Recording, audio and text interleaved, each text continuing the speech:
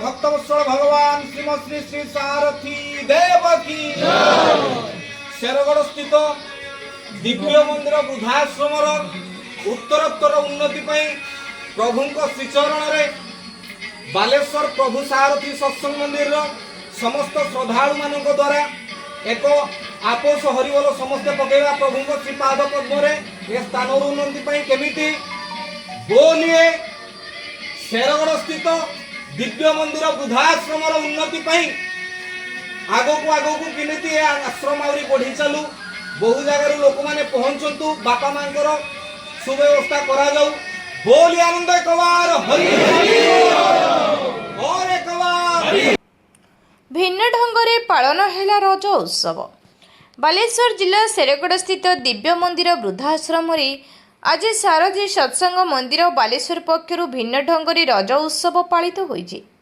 एही अवसर रे अनुष्ठान तरफ बहु कार्यकर्ता जोगदे प्रथमे दिव्य मंदिर रे रहुतबा अंतेवासी वृद्ध पितामाता पादपूजा करने सह वंदापना करी नूतन वस्त्र प्रदान सह दोली रे बसाई रज उत्सव पालिथिबा देखिबाकू मिलिछि। अनुष्ठानर एभली नियारा कार्य को आश्रम तथा विभिन्न महलर प्रशंसार सुओ छुटिछि।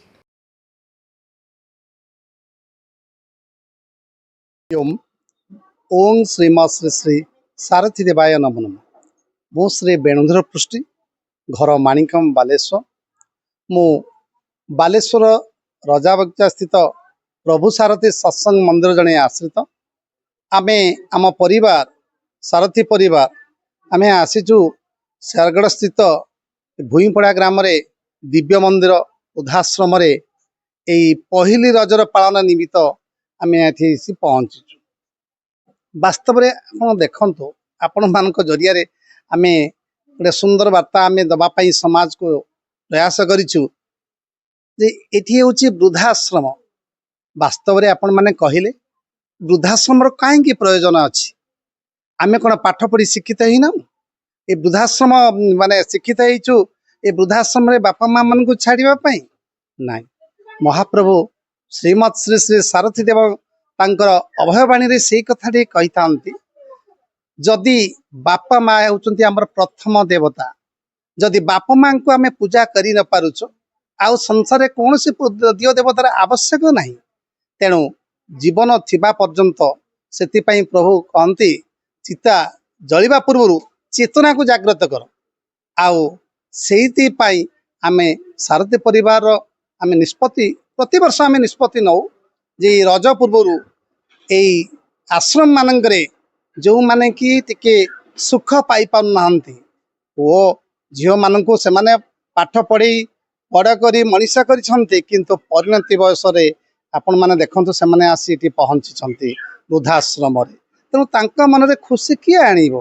तेणु सेवा साधना सत्संग सेवा तांकरी मन रे सेवा जदि करिबा तांकु जदि आमे खुशी रखिबा भगवान निश्चित भाव में खुशी हे कहीं भगवान ये दीन दुखी समस्त हृदय विराजमान भगवान कौटी अन्न कौटी ना सकल कंठे नारायण बसंत अनादिकाल ये भगवान ये महाप्रभु मत एक कथा शिक्षा देते जदि बापारे जीवन जदि किछि करने चाहूँ ते सेवा सेवा माने यही गरीब दुष्ट असहाय एमानक मुहरे जदि टिके हस फुटे पार्लु ताले तोर मो बाणीटा ठीक काम लगिला बोली चिंतन करू।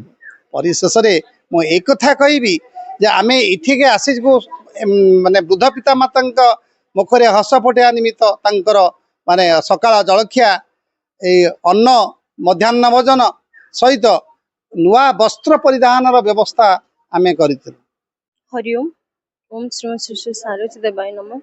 मो ना सावित्री नाथ बालेश्वर सत्संग सारथी मंदिर तरफ आमे आसीचु सारथी डिवोटी हिसाब रे सारथी को डिवोटी हिसाब रे आमे आसीचु दिव्य वृद्धाश्रम जोटा शेरगढ़ स्थित रे अछि उपस्थित अछि। एठी बहुत सारा माँ बापा को पई आमे सेवा उद्देश्य रे आसीचु जो मन को हमर एठी प्राय तो सबुआडे आमे करूचु साधना रोचे साधना पर सेवा सेवा पर साधना यही हिसाब से आम सेवा कर चलचु प्रभु को वाणी अनुसार सेवा साधना सत्संग से अनुसार आम कर चलचु। आज आम से उद्देश्य एठिक आसीलु वस्त्र ଖାଦ୍ୟ ଦିଆଗଲା, ଝୁଲଣର ବ୍ୟବସ୍ଥା ରହିଥିଲା, ମା ମାନଙ୍କୁ ଆମେ ଝୁଲେଇଲୁ ମଧ୍ୟ, ବହୁତ ଖୁସି ଲାଗିଲା।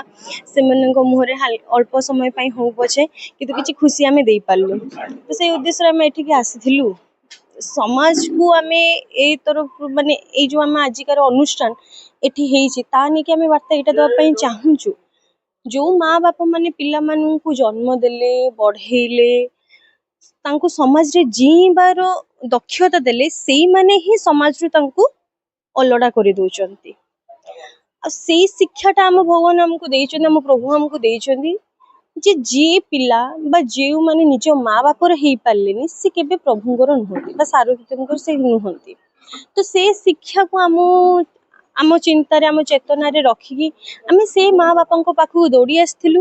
ସେ ମା ବାପାଙ୍କୁ ଆମେ ଆଜିକା ପାଇଁ ଆମ ନିଜର ମା ବାପ କରିକି ତାଙ୍କ ଦୁଃଖରୁ କିଛି ଦୁଃଖ ନବା, ଆମ ସୁଖରୁ କିଛି ସୁଖ ଦବା ପାଇଁ ସେଇ ଉଦ୍ଦେଶ୍ୟରେ ଆମେ ଏଠିକି ଦୌଡ଼ି ଆସିଛୁ। ଆଉ ସମାଜକୁ ଏଇଆ ହିଁ ମୋର ଅନୁରୋଧ ରହିବ। ବହୁତ ସୁନ୍ଦର ଲାଗିଲା ସେଇ ଯୋଉ କିଛି ସମୟ ତାଙ୍କ ମୁହଁରେ ଯୋଉ ହସଟା, ତାର କିଛି ତୁଳନା ନାହିଁ। ତାକୁ କୌଣସିରେ ଆମେ ମାନେ ତୁଳନା କରି ହିଁ ପାରିବାନି। ବାସ୍ କିଏ କାନ୍ଦି ପକଉଛନ୍ତି, କିଏ ହସିକି ଆମକୁ ଆଲିଙ୍ଗନ କରୁଛନ୍ତି, ସେ ଯୋଉ ଖୁସି ହୁଏତ କୌଣସି ଧନ ସମ୍ପତ୍ତିରେ ନଥାଏ। ଆମର କ୍ଷମତା ଯାହା, ଆମେ ଖଣ୍ଡେ ସୂତା ସାର୍ଟଟେ ତାଙ୍କୁ ଦେଇପାରିଲୁ, କିନ୍ତୁ ସେଇଥିରେ ଯୋଉ ଆମ ସ୍ନେହଟାକୁ ସେ ବୁଝିପାରିଲେ, ସେ ସେଇଟାକୁ ଗ୍ରହଣ କଲେ। ଆଉ ତାଙ୍କ ମାନେ ସେ ଯୋଉ ଆମେ ଜଣଙ୍କୁ ଉପହାର ଦେଲା ପରେ ଗୋଟେ ପୁନଃ ଉପହାର ଆମେ ଚାହୁଁ, ଆଉ ସେଇଟା ତାଙ୍କର ଯୋଉ ସେ ଶ୍ରଦ୍ଧା ଭରା ଆଲିଙ୍ଗନ, ସେଇଟା ଆମ ପାଇଁ ସମ୍ପୂର୍ଣ୍ଣ ଥିଲା। ମୁଁ ଭୂଇଁପଡ଼ାରେ ଥିବା ନେସନ୍ ପ୍ରାଇଡ୍ ଦିବ୍ୟ ମନ୍ଦିରର ଉପସଭାପତି ଅନ୍ନପୂର୍ଣ୍ଣା ନାୟକ। ଆଜି ରଜ ଉପଲକ୍ଷେ ସାରଥୀ ସତ୍ସଙ୍ଗ ତରଫରୁ ଆସିଥିଲେ ଆମର ତାଙ୍କର ଭକ୍ତମାନେ।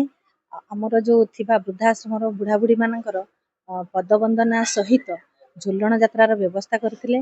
ବିଭିନ୍ନ ପ୍ରକାର ପିଠା ଆଉ ମିଠା ଆଉ ମଧ୍ୟାହ୍ନ ଭୋଜନର ବ୍ୟବସ୍ଥା କରି ନୂତନ ବସ୍ତ୍ର ପ୍ରଦାନ କରି ଆଶୀର୍ବାଦ ଗ୍ରହଣ କରିଲେ। ଏଇଟା ତ ପ୍ରତ୍ୟେକ ବର୍ଷର ଆମର ରଜ ପର୍ବ ପାଳନ ହେଉଛି, କିନ୍ତୁ ଆଜି ଗୋଟେ ନିଆରା ଢଙ୍ଗରେ ପାଳନ ହେଲା ଆମ ରଜ ପର୍ବ। ଏତେ ବର୍ଷ ଭିତରେ ଆମେ ଆଶ୍ରମ କରିବା ଭିତରେ ହେଇନଥିଲା।